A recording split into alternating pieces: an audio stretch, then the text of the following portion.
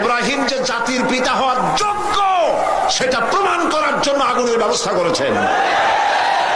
খালি জাতির পিতা বললেই হবে না, জাতির পিতা কারা বলে? ইব্রাহিম আলাইহিস সালাম তার উজ্জ্বল দৃষ্টান্ত গোটা পৃথিবীতে যতদিন সূর্য পূর্ব দিগন্ত থেকে উদিত হয়ে পশ্চিম দিগন্ত অস্তমিত যাবে ততদিন পর্যন্ত বিশ্বের সকল মুসলমানদের জন্য জাতির পিতা ইব্রাহিম আলাইহিস সালাম। আগুনের ভেতরে ইব্রাহিমকে আগুনে ভালানো হচ্ছে। হযরত ইব্রাহিম আগুনের ভিতরে পড়ে যাচ্ছেন। আল্লাহ রাব্বুল আলামিন আগুনে পড়ার আগেই আগুনের প্রতি আল্লাহ পাক নোটিশ করে দিলেন, ইয়া নারু কুনি বারদাও ওয়া সালামান আলা ইব্রাহিম।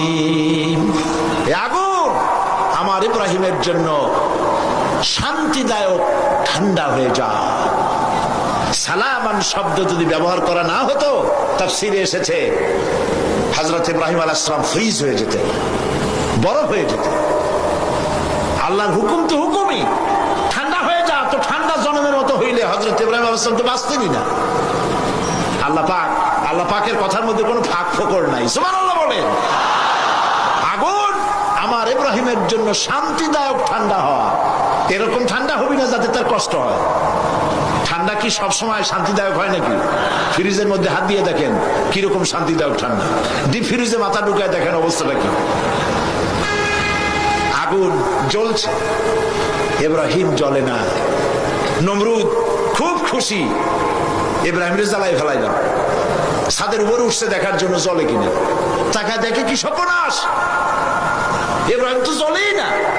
হে আগুনের মধ্যে আরামসে বসে হচ্ছে, ঠ্যাঙের উপরে ঠ্যাং ফেলাই। আশ্চর্য কথা। নমরুদ বলতেছে, আগুন রে তোর কি হলো? আমার দুশমনকে কেন জ্বালাতে পারিস না? তোর দাহ্য শক্তি কি নষ্ট হয়ে গেছে নাকি?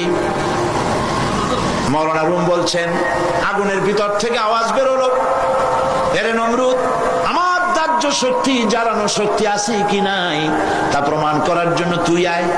তোরে সুদ্ধা তামাম দুনিয়া জ্বালাই দিতে পারি, ইব্রাহিমের পশম জ্বালাইতে পারি না।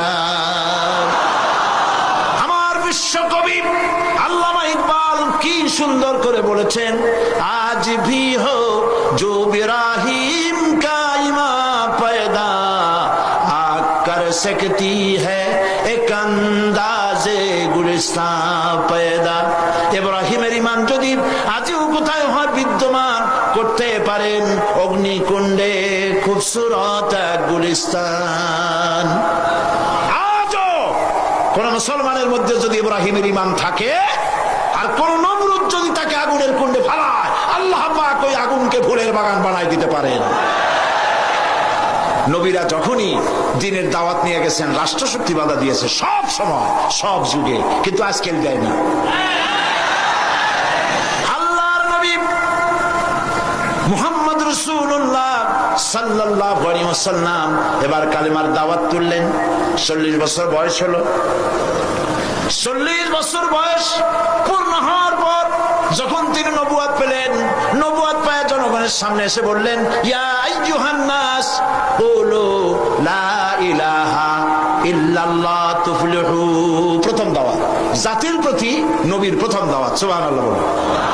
ইয়া আইয়ুহান নাস, হে মানব মণ্ডলী, শোষিত নির্যাতিত মানবতা, মানুষের নির্যাতন থেকে যদি বাঁচতে চাও, মানুষের শোষণ থেকে যদি বাঁচতে চাও, দুনিয়া শান্তি পেতে চাও, আখিরাতে জাহান্নাম থেকে মুক্তি পেতে চাও, পড়ো, ঘোষণা করো, লা ইলাহা ইল্লাল্লাহু মুহাম্মাদুর রাসূলুল্লাহ।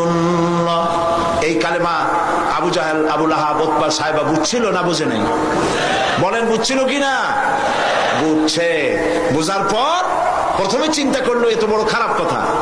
লা ইলাহা ইল্লাল্লাহ মানে হলো কারো আইন চলবে না, কারো বিধান চলবে না, আল্লাহটা চলবে। তাহলে আমরা যে রাজনীতি করি, সমাজ চালাই, আমাদের তো কোনো মূল্যই থাকবে না।